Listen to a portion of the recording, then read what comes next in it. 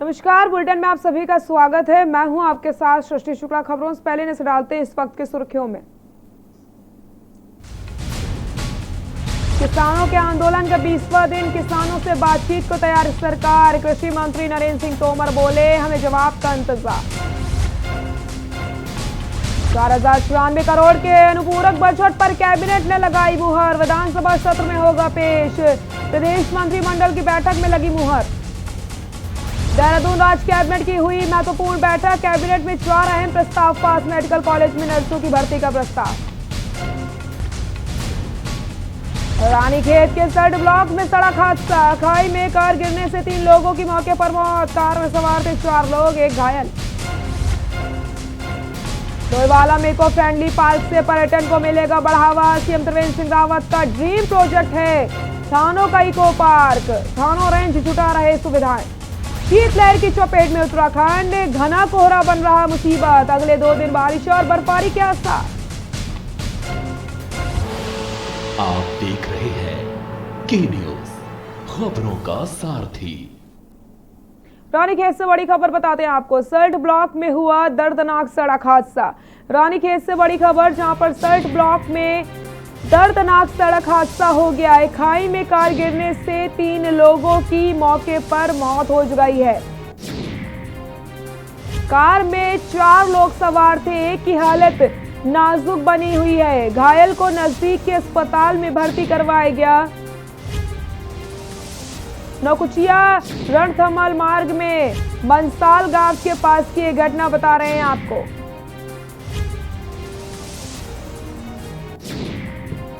Car में सवार थे 4 लोग, एक की हालत गंभीर बनी हुई है।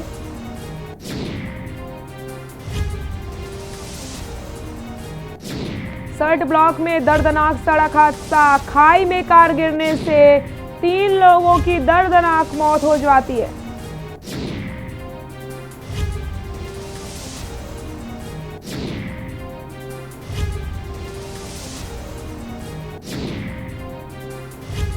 सर्ट ब्लॉक में हुआ दर्दनाक सड़क हादसा।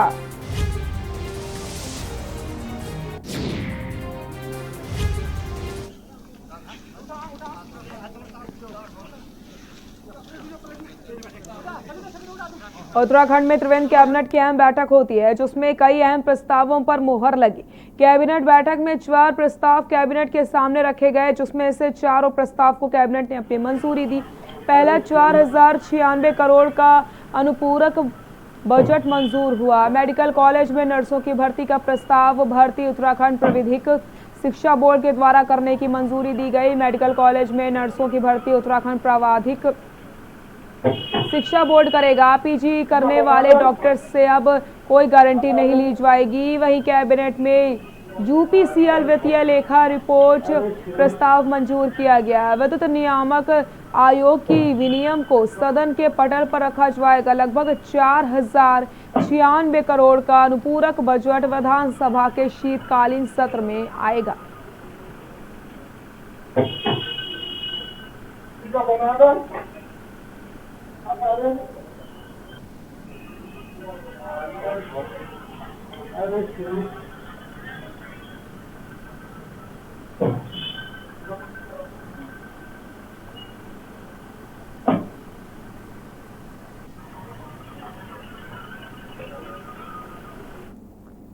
पर्यावरण प्रेमियों के लिए बेहद आकर्षक वन क्षेत्र थानों में प्राकृतिक संसाधन के अब इको फ्रेंडली पार्क भी अपनी ओर आकर्षित करने के लिए तैयार हो गया है।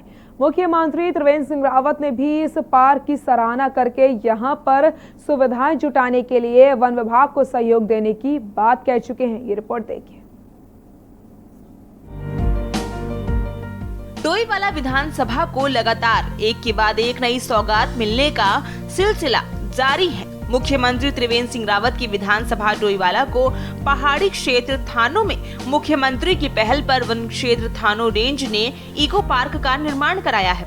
इस पार्क को इको फ्रेंडली बनाकर यहाँ पर तमाम तरीके की सुविधाएं जुटाई जा रही हैं। पार्क में बच्चों के मनोरंजन के लिए यहाँ पार्क में झूले लगाए गए हैं, तो वहीं लोगों के घूमने और समय बिताने के लिए स्वच्छ वातावरण के लिए पार्क में पेड़ पौधे लगाकर पार्क को और आकर्षित बनाया जा रहा है। थानो वन क्षेत्र में रायपुर भोगपुर रोड पर स्थित इको फ्रेंडली पार्क का उद्घाटन मुख्यमंत्री त्रिवेंद्र सिंह रावत ने किया था और यहाँ पर तमाम तरह की सुविधाओं को जुटाने के साथ ही एक पानी का तालाब भी बनाने का काम होना है। थानों का इको पार्क पर्यटकों के आकर्षण का केंद्र बना हुआ है।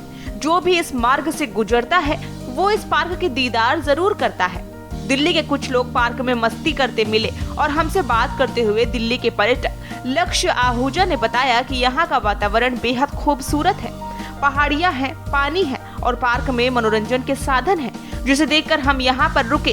हम लोग दिल्ली से आए हैं और हम जाते जाते पार्क में नजर पड़ी तो हम यहाँ रुक गए देखने के लिए। काफी सुंदर लग रहा था ये पार्क, इस वजह से झूले वूले लगे हुए थे, इसलिए हम रुक गए थोड़ी देर के लिए देखने के लिए। एंजॉय कर रहे हैं? हाँ जी, एंजॉय कर रहे हैं यहाँ पे बहुत। थानों के इस इको पार्क का उद्घाटन अभी कुछ दिन पहले ही हुआ है, इसलिए अभी पार्क में सुविधाएं जुटाने का काम चल रहा है। साथ ही पार्क में मनोरंजन के लिए भी और काम होने हैं। थानों वन क्षेत्र में इको फ्रेंडली पार्क बनाने की सोच क्षेत्र के वन क्षेत्राधिकारी नथीलाल डेभार की है, जिसे वन मुख्यमंत्री ने भी सराहा है। रेंजर डोभाल ने बताया कि अभी पार्क में बहुत सी नई चीजों को जोड़ने पर काम चल रहा है। जब यह बनकर तैयार हो जाएगा तो लोग बड़ी संख्या में इस पार्क की ओर आकर्षित होंगे। रेंज के अंतर्गत इको पार्क का निर्माण किया जा रहा है। अभी इसमें काम चल ही रहा है, लेकिन फिर भी यहाँ पे दूर दूर से पर्यटक आ रहे हैं। स्थानीय लोग काफी संख्या में यहाँ पे आ रहे हैं।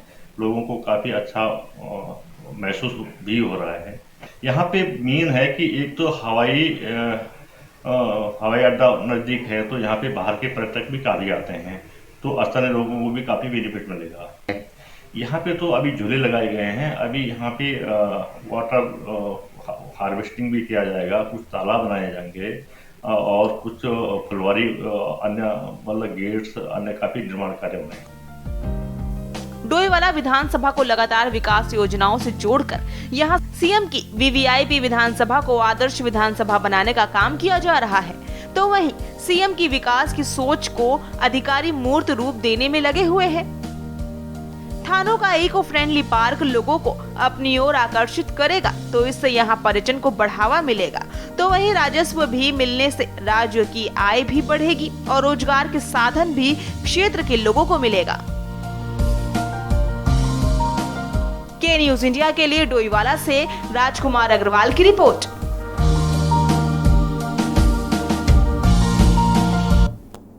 रुद्रप्रयाग भले ही तृतीय केदार भगवान तुंगनाथ के कपाट पिछले माह शीतकाल के लिए 6 माह के लिए बंद हो गए हों, लेकिन बावजूद इसके तुंगनाथ धाम में पर्यटकों की आवाजाही जारी है। धाम जाने वाले पर्यटकों पर किसी की रोक टोक नहीं है।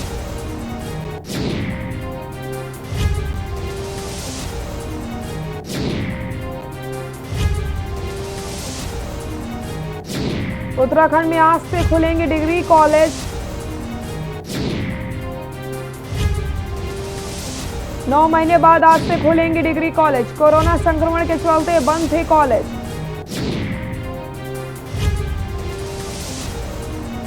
गाइडलाइंस का पालन करना होगा।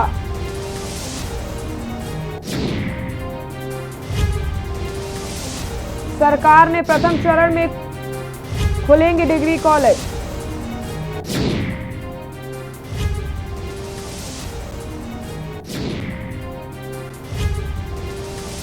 प्रैक्टिकल वाली कक्षाओं को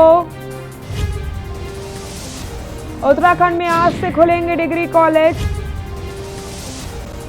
9 महीने बाद आज से डिग्री कॉलेज खुल रहे हैं। कोरोना संक्रमण के चलते बंद थे कॉलेज।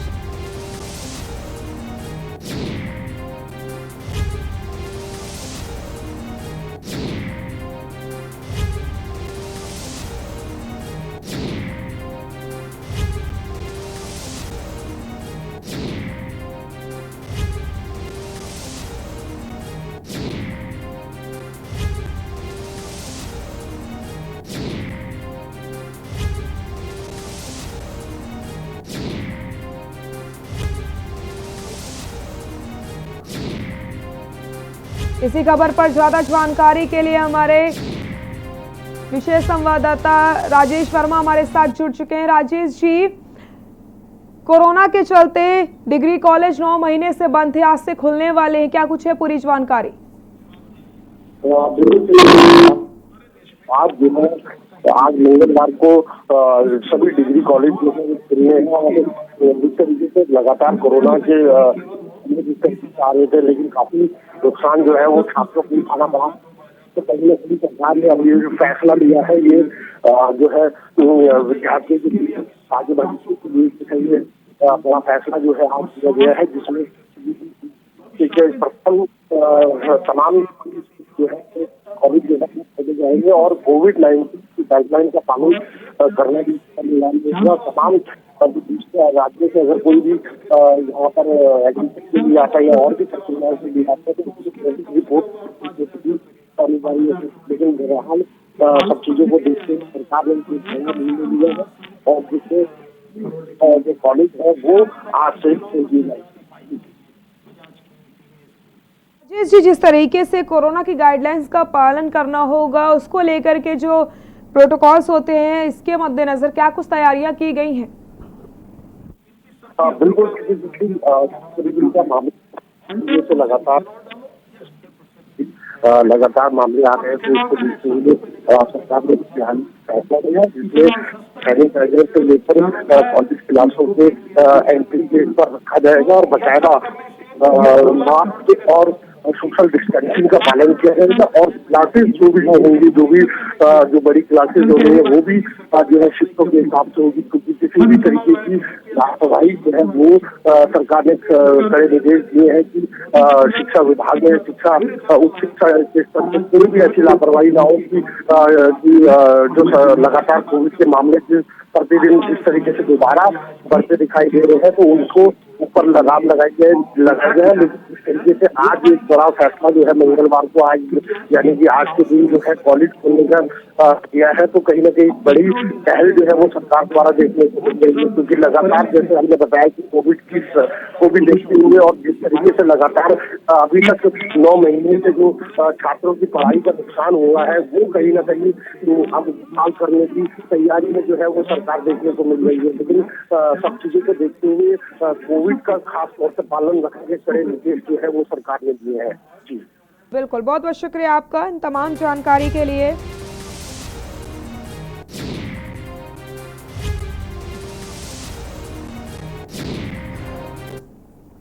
उत्तरकाशी से बड़ी खबर बताते हैं आपको। उत्तरकाशी से इस वक्त की बड़ी खबर,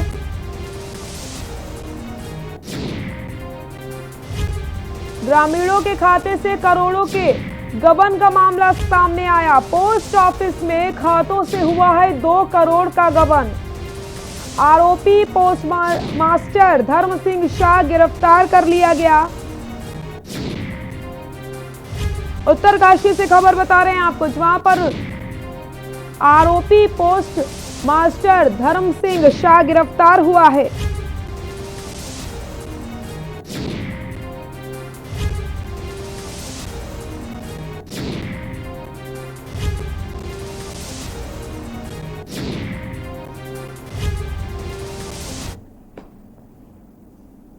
डोईवाला से बड़ी खबर बताते हैं आपको। डोईवाला से इस वक्त की बड़ी खबर, शीतलहर की चपेट में उत्तराखंड।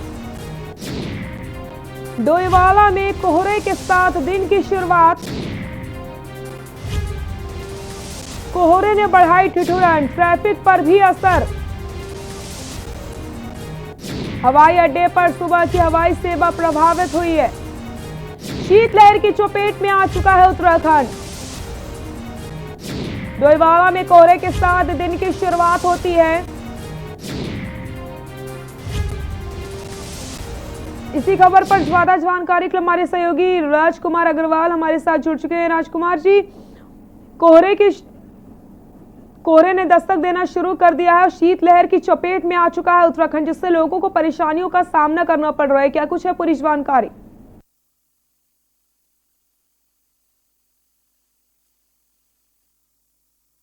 ठंडी हवाएं चल रही हैं और साथ ही कोहरे की भी शुरुआत हो चुकी है। यानी कि कल से हम देख रहे हैं कि सुबह के टाइम पे काफी ज्यादा कोहरा हो जाता है, जिसका असर जहां ठंड के रूप में भी देखने को मिल रहा है, तो वहीं इसका असर जो है देहरादून हवाई अड्डे पर भी देखने को मिल रहा है। जो सुबह के टाइम की फ्लाइट है उनको जो है उनके समय में परिवर्तन होने जा रहा है, क्योंकि लेट लतीफी की शिकायत यहाँ देखने को मिलने लगी थी, यानी कि कोहरे के कारण ना टेक ऑफ हो रहा था फ्लाइटों का और ना ही समय पर उड़ान भर पा रही थी। तो कहीं ना कहीं इसको देखते हुए अब प्रशासन जो है कदम उठा रहा है। लगातार हमने देखा है कि डोईवाला तहसील प्रशासन हो या देहरादून जिला प्रशासन हो, सब जगह अलाव की व्यवस्था करने के निर्देश दिए गए हैं, क्योंकि डोईवाला में चीनी मिल के किसान है जो देर रात को भी अपने गन्ने की सप्लाई लेकर आते हैं, तो उसको देखते हुए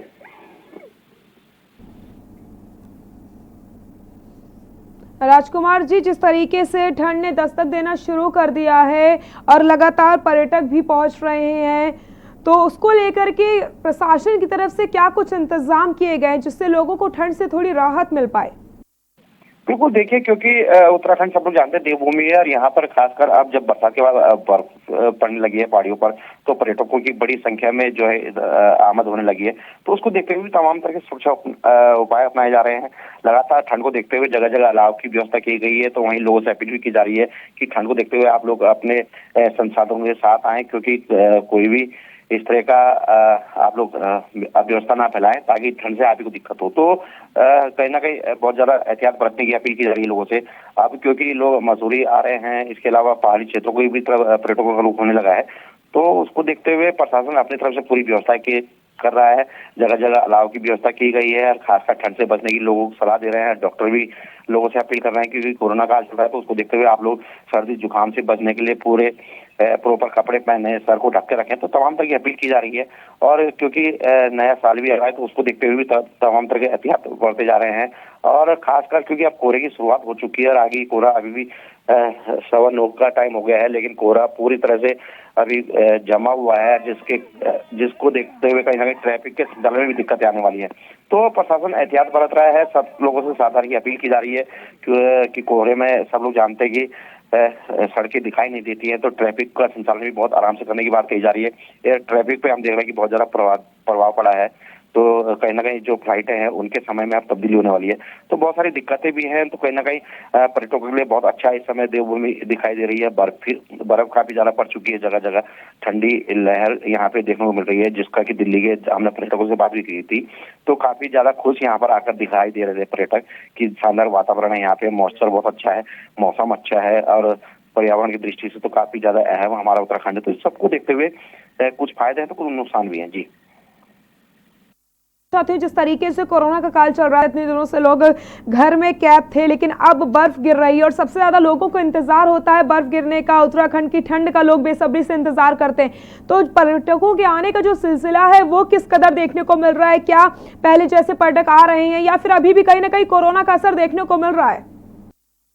देखिए, फिलहाल जिस तरह से सब लोग जानते हैं कि कोरोना काल के कारण पिछले 10 महीने से लोग घरों में कैद होने को मजबूर हो गए थे। तमाम तरह की गाइडलाइन का पालन भी लोग कर रहे थे, लेकिन अब क्योंकि नए साल का दिन नजदीक आ रहा है, 25 दिसंबर को सब लोग जानते हैं कि लोग बड़ी संख्या में मसूरी पहुंचते हैं, नैनीताल पहुंचते हैं। इसके अलावा उत्तराखंड की जगह जगह ऐसे स्थानों पर जाते हैं जहाँ की उनको बर्फ देखने को मिलती है, ठंडे इलाके। तो बड़ी संख्या में पर्यटकों का रुख होने से भी कहीं ना कहीं पर्यटन को हम देख रहे हैं कि फिर से पुनर्जीवन मिला है। और इससे जहाँ स्वरोजगार को बढ़ावा मिल रहा है, तो वहीं लोगों की अर्निंग भी बढ़ेगी, क्योंकि हम 10 महीने लोगों के बहुत बुरी तरह से प्रभावित हो गए थे। अर्निंग के साधन खत्म हो गए थे। कोरोना काल के कारण बहुत ज्यादा लोग जो है परेशानियां झेल रहे थे। अब धीरे धीरे लगता है कि सब चीजें पटरी पर आ रही हैं। अब क्योंकि सीजन का भी टाइम है, दिसंबर जनवरी सब लोग जानते हैं कि बर्फ गिरने का टाइम होता है उत्तराखंड में पहाड़ियों में। तो उसको देखते हुए लोगों का रुख भी हो रहा है, काफी संख्या में लोग आ रहे हैं। हालांकि सभी से गाइडलाइन का पालन करने की अपील प्रशासन कर रहा है। बॉर्डर पर हम देख रहे हैं कि चेकिंगें शुरू हो गई हैं, मतलब सबको कोरोना जांच करानी होगी जो भी उत्तराखंड आएगा। इसके अलावा हम देख रहे हैं तहसीलों में जाने पर भी कहीं ना कहीं सख्ताई है, लोग जांच कराएंगे उसके बाद ही तहसील के अंदर प्रवेश करेंगे। तो बहुत ज्यादा सख्त अभी प्रशासन कोरोना को देखते हुए है और लोगों से अपील भी की जा रही है कि अगर आप उत्तराखंड घूमने आ रहे हैं तो अपनी कोविड-19 की जांच जरूर करा लें, क्योंकि भी किसी भी तरह का अगर कोई खतरा होता है तो उसको तत्काल मेडिकल उपलब्ध कराई जाए, मेडिकल की सुविधा। तो उसको देखते हुए हालांकि अभी 30 दिसंबर तक बहुत ज्यादा पर्यटक अभी उत्तराखंड में आने वाले हैं। और क्योंकि अब ये जो कोहरे का टाइम है, अभी लगातार आगे मौसम विभाग ने भी बताया कि 3-4 दिन तक ये फिलहाल ऐसी स्थिति बनी रहने वाली है। उसको देखते हुए लोगों से सावधानी बरतने की अपील की जा रही है। पुलिस प्रशासन भी अपनी तरफ से सख्ताई कर रहा है। जी शुक्रिया राजकुमार जी तमाम जानकारी के लिए।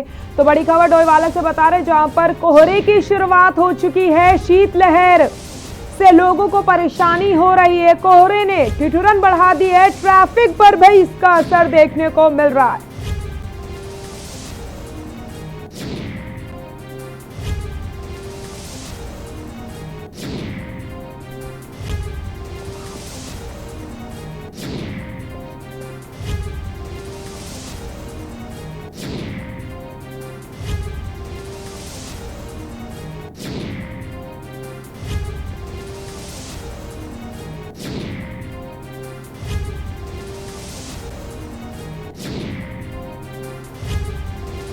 देहरादून से बड़ी खबर बताते हैं आपको। देहरादून से इस वक्त की बड़ी खबर, उत्तराखंड विधानसभा सत्र की तैयारियां तेज। विधानसभा अध्यक्ष लेंगे व्यवस्थाओं का जायजा। विधानसभा परिसर में सभा मंडप का करेंगे निरीक्षण। कोविड-19 से बचाव की व्यवस्थाओं का भी लेंगे जायजा। उत्तराखंड विधानसभा सत्र की तैयारियां तेज हो चली हैं। विधानसभा अध्यक्ष लेंगे व्यवस्थाओं का जायजा। विधानसभा परिसर में सभा मंडप का निरीक्षण करेंगे। कोविड-19 से बचाव की व्यवस्थाओं का भी लेंगे जायजा। उत्तराखंड विधानसभा सत्र की तैयारियां तेज हो चली हैं।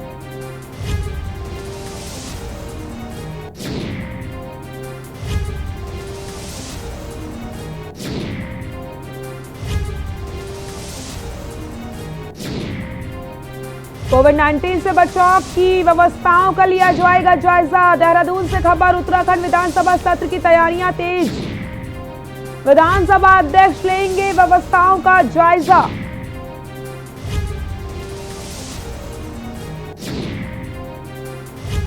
कोविड-19 से बचाव की व्यवस्थाओं का जायजा लिया जाएगा।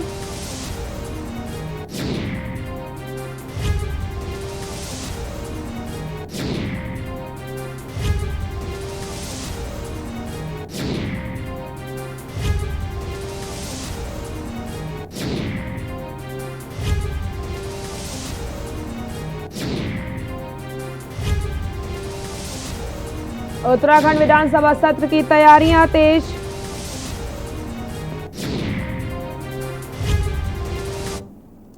रुद्रप्रयाग भले ही तृतीय केदार भगवान तुंगनाथ के कपाट पिछले माह शीतकाल के लिए 6 माह के लिए बंद हो गए हों, लेकिन बावजूद इसके तुंगनाथ धाम में पर्यटकों की आवाजाही लगातार जारी है। धाम जाने वाले पर्यटकों पर किसी की रोक टोक नहीं है। तुंगनाथ पहुंच रहे पर्यटक पैदल मार्ग और बुग्यालों में गंदगी कर रहे हैं, जिससे हिमालय के इकोसिस्टम को नुकसान पहुंच रहा है। आपको बताते चले, तुंगनाथ धाम तृतीय केदार होने के साथ साथ पर्यटक स्थल के रूप में भी जाना जाता है। शीतकाल में तुंगनाथ में भारी बर्फबारी होती है। बर्फबारी का लुत्फ उठाने के लिए भारी संख्या में बिना किसी रोक टोक के पर्यटक तुंगनाथ में पहुंचते हैं। पर्यटक तुंगनाथ के अलावा चंद्रशिला तक जाते हैं। पर्यटकों की आवाजाही पर किसी की रोक नहीं है।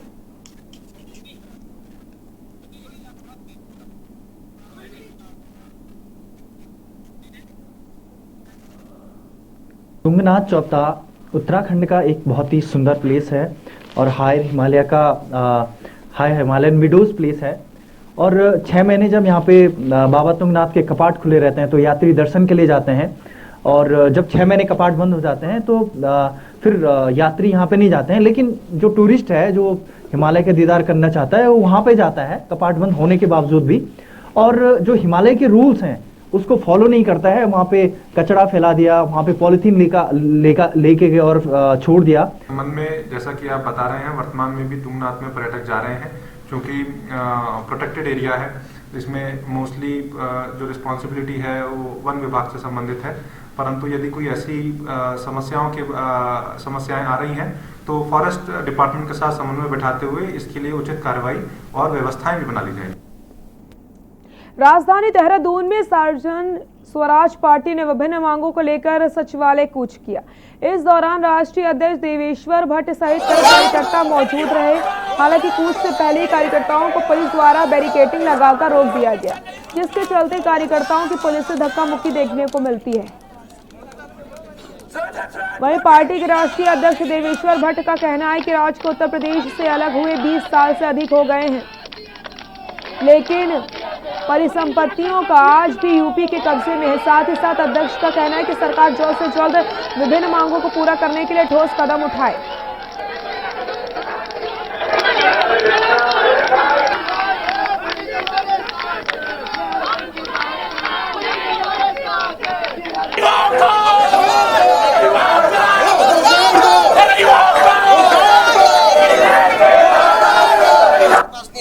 अभी हुआ नहीं है, हो जाएगा तो हम इस मुद्दे को छोड़ देंगे, लेकिन जब नहीं हुआ है, हमारे ध्यान में नहीं हुआ है और सालों से बात चल रही है, कई बोलते हैं 95% हो गया, कई बोलते हैं 90% हो गया, अभी तक कुछ नहीं हुआ। अगर हो जाएगा तो हमको और क्या चाहिए? यही इसी मुद्दे को तो हम चाहते हैं कि जनता के हित में इसको आज 60,000 कर्जा मंडरा रहा सिर पे, अगर टिहरी डैम का फैसला किया जाए तो सारा कर्जा उतर जाएगा। उसके लिए हम लोग आए हैं, जनता के हित के लिए हम लोग आए हैं। स्वराज पार्टी जनता के हित के लिए लड़ेगी। यूके के सितारगंज में राजस्व विभाग को संग्रह अमीनों एवं बैंक अधिकारियों के बीच बैठक संपन्न हुई, जिसका नेतृत्व उप जिलाधिकारी ने किया। आपको बताते चले, जिस बैठक में उप जिलाधिकारी मुक्ता मिश्रा ने बताया कि दोनों विभागों द्वारा ऋण वसूली के आने वाली दिक्कतों को लेकर वार्ता करी गई है।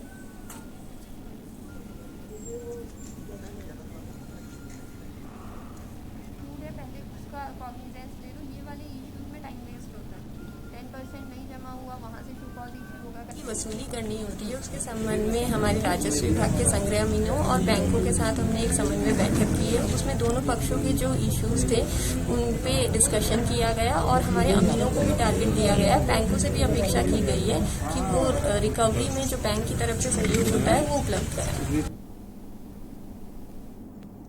खबर नैनीताल से, जहां पर आगरा डायसिस से प्रेस वार्ता करके शेरवुड कॉलेज के प्रधानाचार्य अमनदीप संधू को निरंकुश शासक बताया गया।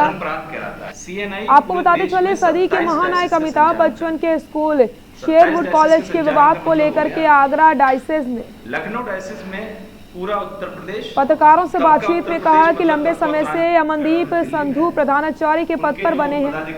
इसी बीच स्कूल में हुए नकारात्मक क्रियाकल्पों का जब उनसे रिपोर्ट मांगी गई तो उन्होंने हमेशा ही टाल मटोल की, जिसके बाद इसे कॉलेज की गिरती हुई छवि को देखते हुए डायसिस से संधू को निलंबित कर दिया जाता है। उन्होंने कर्मचारियों को साथ लेकर नवनियुक्त प्रधानाचार्य के विद्यालय के अंदर प्रवेश नहीं करने दिया, जो कि कानूनन गलत है, जिसके लिए अब उच्च न्यायालय में अवमानना की कार्रवाई को लेकर के वाद दायर किया जाएगा।